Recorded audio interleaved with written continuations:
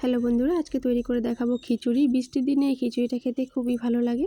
খিচুড়ির সাথে বাদাম, পাঁপড় ভাজা আর মাছ ভাজা, মশলা মাছ ভাজা দিয়ে আমি পরিবেশন করেছি। মশলা মাছটা আমি অন্য কোনো দিন দেখাবো।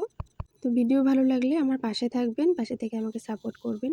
তো যেটা প্রথমে লাগবে সেটা হচ্ছে চাল আর ডালের মাপটা একই হবে। একটা ছোট গ্লাস আর একটা মাঝারি সাইজের গ্লাসে আমি চালটা মেপে নিয়েছি, সেই গ্লাসেই আমি ডালটা মাপবো। 3 বার করে ধুয়ে নিয়েছি চালটা।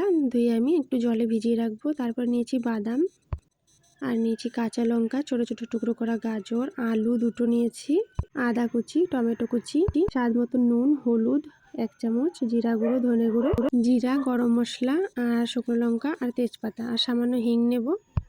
ছোটো যে গ্লাসটা দেখেছিলাম সেটা দিয়ে আমি মুগ ডালটা মেপেছি। এই মাঝারি সাইজের গ্লাসটা দিয়ে আমি ছোলার ডাল মেপে নিয়েছি। ছোলার ডালটা আমি 1 ঘন্টা আগে ভিজিয়ে রেখেছিলাম। ডালটা ফুলে উঠেছে। ডালটা ভালো করে ধুয়ে আমি সাইড করে রেখেছি আর মুগ ডালটা আমি ভেজে নিচ্ছি।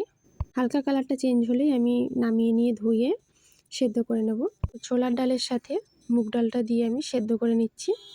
2 কাপ জল আর 1 চামচের মতো নুন, সামান্য একটু তেল দিয়েছি, আমি সেদ্ধ করে নেব। এবার আরেকটা কড়াই আমি বসিয়ে নিয়েছি। কড়াইয়ের মধ্যে তেল দিয়ে আমি আলুটা দিয়ে দেবো। সামান্য নুন দিয়ে আলুটা ভেজে নিচ্ছি। ডাল সেদ্ধ করার সময় আমি 1/2 চামচ নুন দিয়েছি আর এখানে আমি সামান্য নুন দিলাম 2-3 পিঞ্চের মতন। এবার আমি আলুটা খুব ভালো করে লাল করে ভেজে নিয়েছি, তুলে নেব। আর সেই তেলে দিয়ে দিচ্ছি বাদামটাকেও ভেজে নিচ্ছি। বাদামটা যখন ফাটতে শুরু করবে তখন বুঝতে হবে হয়ে গেছে, তখন আমি তুলে নিয়েছি।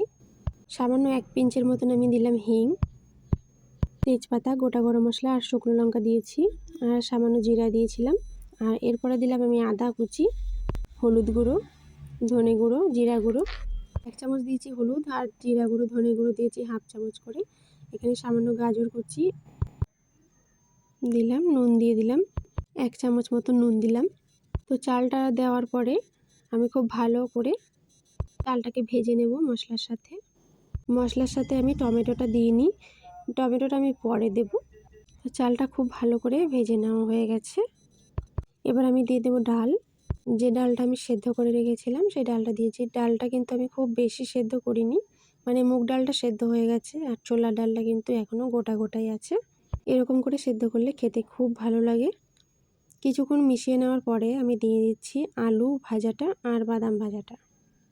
সামান্য বাদাম ভাজা আমি সরিয়ে রেখেছি, ওটা আমি পরিবেশন করার সময় ব্যবহার করব। দিলাম 3 কাপ মতন জল। এখানে আমি সামান্য নুন দিয়ে দিয়েছি, মোট আমি 2 চামচ মতো নুন দিলাম। 10 মিনিট মতন ঢাকা চাপা দিয়ে রান্না করে নিয়েছি। এখন মোটামুটি সেদ্ধ হয়ে গেছে সব কিছুই। তারপরে আমি টমেটো দিয়ে দিলাম। টমেটো দেওয়ার পরে আমি চিনি দিলাম 1/2 চামচ। তো একটু শুকিয়ে গেছিলো, তার জন্য আমি হালকা উষ্ণ গরম জল দিয়ে দিয়েছি। এবার আমি দিয়ে দেবো সামান্য গরম মশলার গুঁড়ো। গরম মশলার গুঁড়োটা খুব বেশি দেওয়ার দরকার নেই। কাঁচা লঙ্কাটা মশলা কষানোর সময় দেওয়া যাবে, কিন্তু আমি ঝাল পছন্দ করি না, তার জন্য আমি পরে দিলাম। তার উপর থেকে দিয়ে দিলাম 1 চামচ ঘি। খুব ভালো করে মিশিয়ে নিয়ে তারপর আমি ঢাকা দিয়ে রান্না করে নেব 5 থেকে 7 মিনিটের মতন। খিচুড়িটা কিন্তু এখন একদম রেডি হয়ে গেছে। খিচুড়িটা এবার আমি পরিবেশন করার জন্য নামিয়ে নেব।